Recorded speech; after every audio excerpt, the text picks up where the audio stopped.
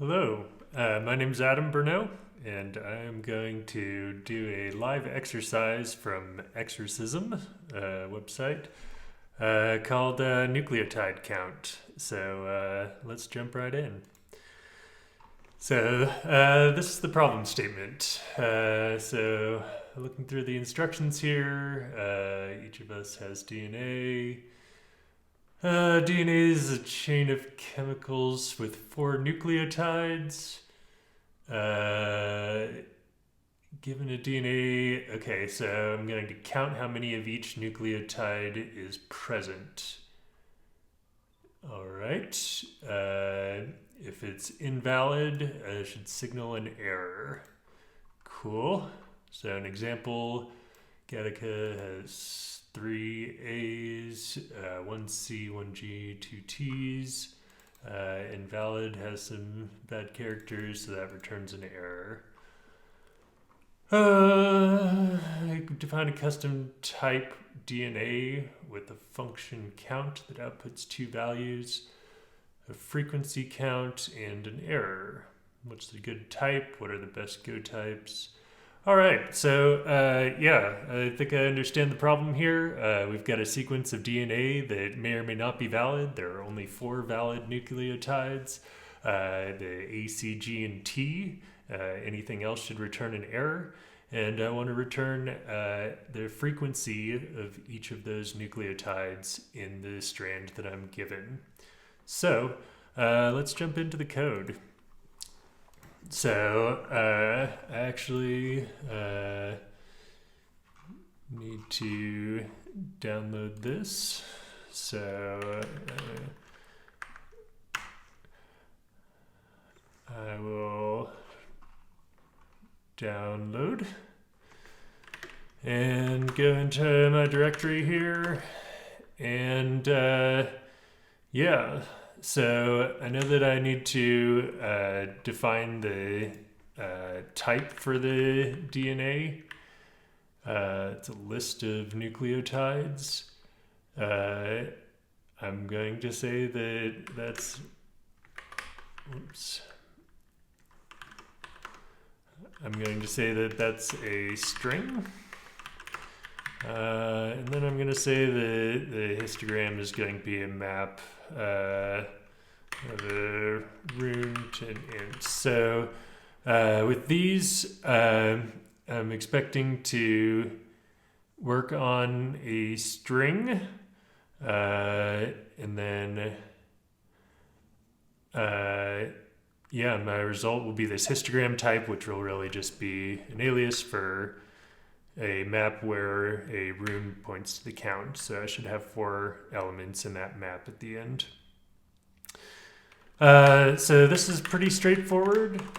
So I'm just going to look at each item in the DNA, which should be a string, hopefully. And then I'm going to use a switch here so that I can just, yeah, I can do this. And I may optimize it a little bit here, but I've got a case for A, I've got a case for C, I've got a case for G, and I've got a case for T. And then my default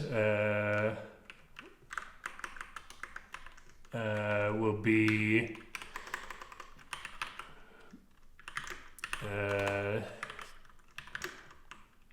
some sort of error.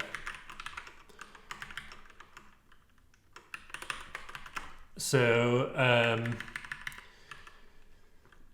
for A, I've got my histogram for A will be incremented. Then same for C, same for G, same for T. And then I'm going to return that histogram with a nil error. So For the DNA, hopefully if that's a string, then it can't be nil.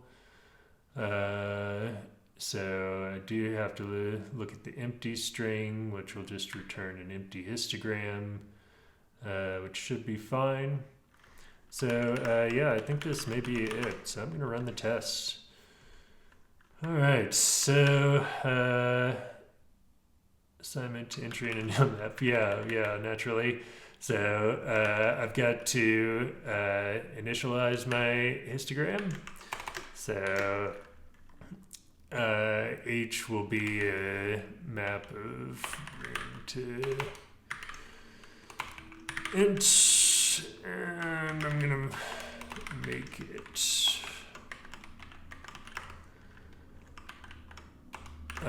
so let's run the test again here. Okay, so it looks like the first one. Oh, okay. So it always wants to have at least a 0 in the map for each of those. So instead of making this, I'm going to actually initialize some default values.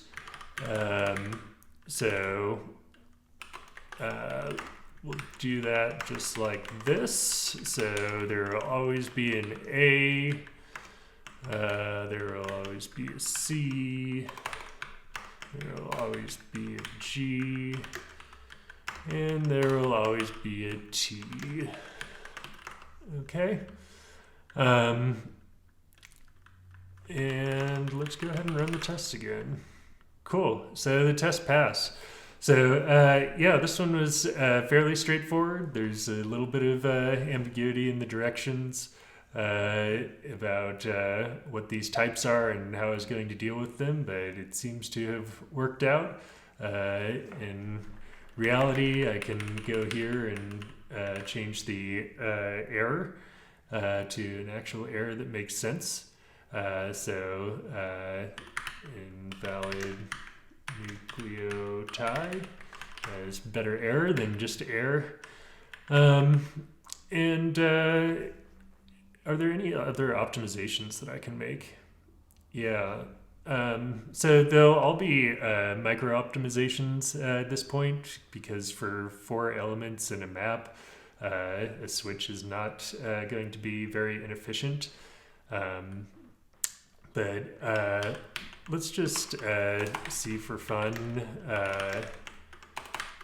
if there's a benchmark for this.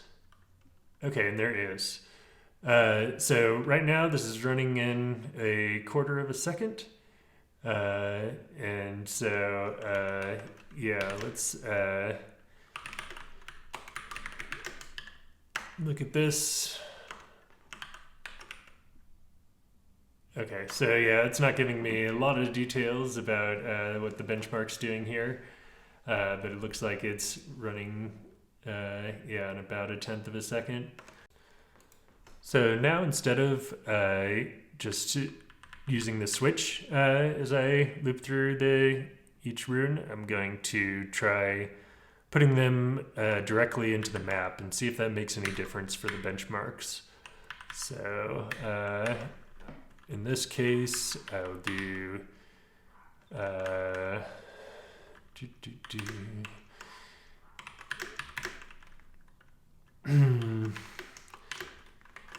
this.